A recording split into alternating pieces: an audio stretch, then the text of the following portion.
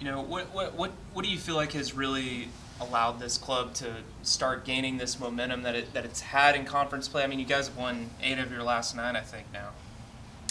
I think we're playing consistent baseball, and I think offensively we've been really good. And I think the pitching, while it's had its moments when it wasn't good, they've done enough to give us a chance to win. Especially when you look at that second Vanderbilt game on and some of those Missouri games. So I mean, I know that part of it's not exactly what everyone wants, but there's been two tails of the tape, right? And our offense has done a good job in the games that the pitching hasn't performed, to kind of pick it up. And it's just team baseball, complementary baseball, and situationally and picking the ball up and throwing it to first base and just playing, relatively clean.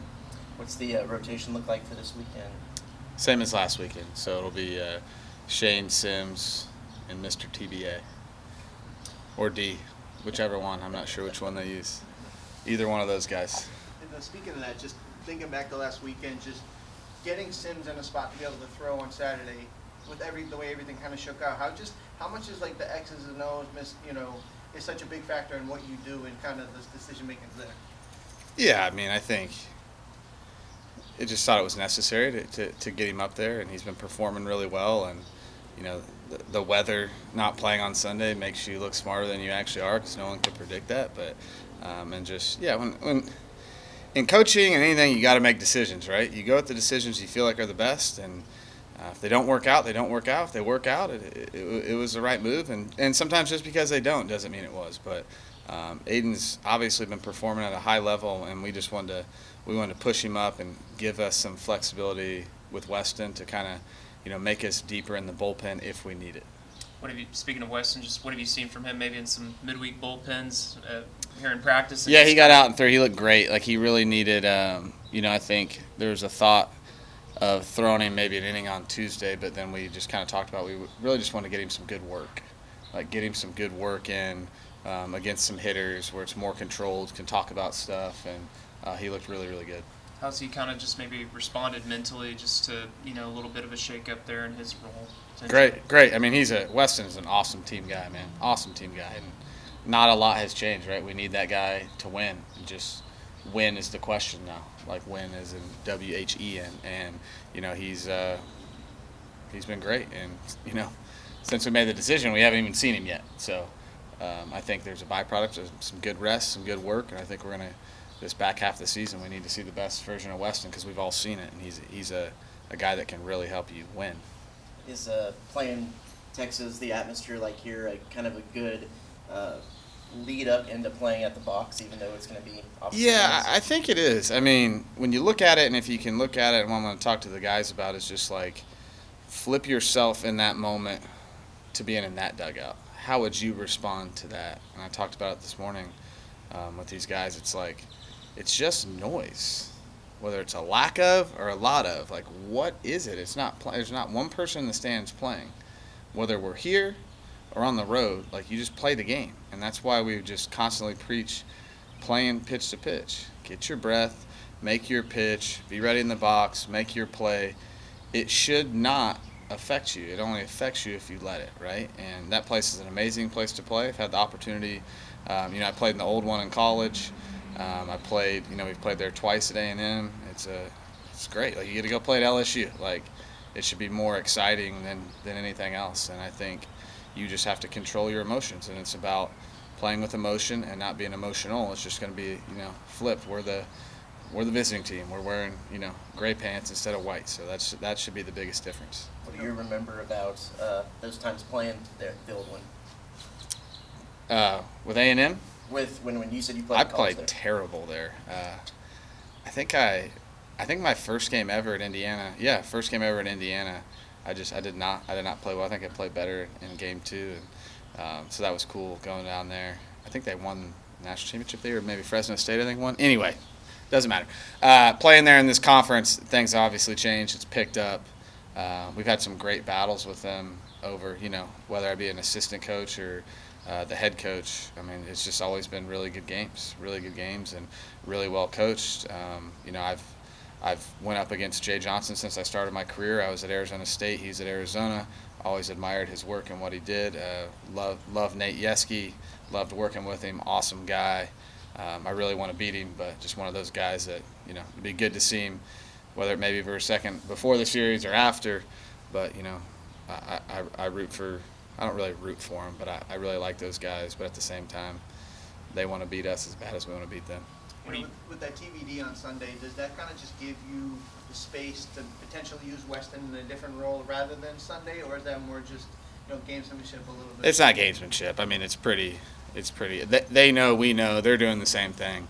It's if we need him and it's really, really has to be right, we'll use him. And it could be a scenario too where you use him and still start him, just depending on.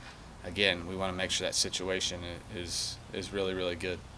What are you seeing from this LSU team that you're going to face this weekend? They're really good. They're really talented. I know they haven't been playing their best brand of baseball, but when you look at the players and some of the games they've played, like that's this league, right? They're as good and have as much talent as anyone in this league, easily at the top in that talent standpoint. And then you mix that with a team that's, I guess, has not been playing their best baseball, and I know they have really good coaches and really good players. I expect them to be really, really good. I mean, they're the defending champs for a reason, and they have a good enough team to win a national championship this year. So much like, all the teams in our league. You talk about just how it's just noise, whether it's lack of or a lot of noise. Maybe this is a simple question, but not a simple answer. Like, why is it so hard to win on the road in the SEC? Like, what about these environments that make it such a challenge? I think the first part is just, the basic, they're at home, we're not. They have a comfort level there. You necessarily aren't too familiar. They're home for 3 year visitors. All those factors definitely play into the course of it over a season and all the games. And then it's, 18 to 23-year-old kids in atmospheres that they've never been in, and how do they deal with that noise? So I think it's a combination of all those things. I think the main ones are just the evident. Like, if you look at most teams in our league, they generally win at home, and I think all those factors come into play. But in the end, it's not about where you're at, who's the best team, who's the worst team. It's just about who plays the best baseball on that day, especially in our league.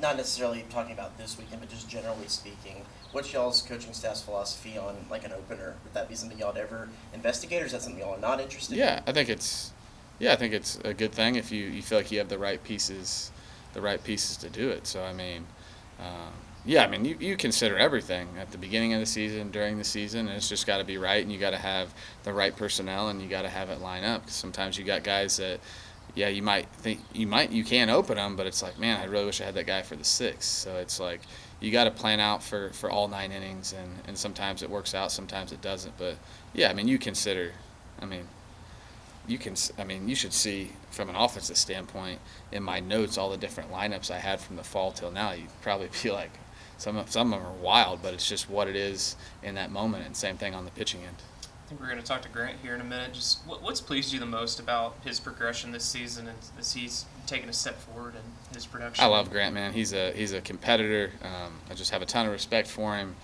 He didn't have the year he wanted to have, whether it be performance or role, and just kept working, put his head down, didn't even think. In this day and age, I remember him coming in my office last year. He's like, I want to be here. I'm not leaving. I was like, I want you here and I don't want you to leave. So I think that part of it shows why he's gotten better, right? And that's just kind of what we deal with in this, I don't even call it the era, what is college sports now. And he's just worked really hard. He's cleaned some things up. We kind of got him back to form, trying to get him back to similar to how he was at Washington, and added some things, added that curveball. He throws strikes, and I think the number one thing is he's competitive. He's reliable in the sense, he's definitely been reliable on the field, but reliable in the sense is that guy can pitch a lot. And you need that. And he seems to be with Grant, the more he pitches, the better he gets. To your point, he expressed wanting to stay here. Why did you have faith in him to keep him on and continue to develop him, and just the payoff maybe that's had? Because I always, maybe to a fault, see the best in guys. And I think if you've done it, you can do it. And I think the biggest factor in that is the character of the kid. So if you feel like you have a guy that's performed well in a season or seasons, performed bad, and then the character of the kid, the makeup, the work ethic, you bet on that all day. And it was never a thought for me. I was just, and I never thought he would, because I think it's just not who he is, right? And it wasn't even like I'm glad he made that decision. It wasn't a decision. It's just what it was, because that's who Grant is. And there's a big part of being on this team and who you are as a person too. Like, we got to win. You got to perform. You got to have good players.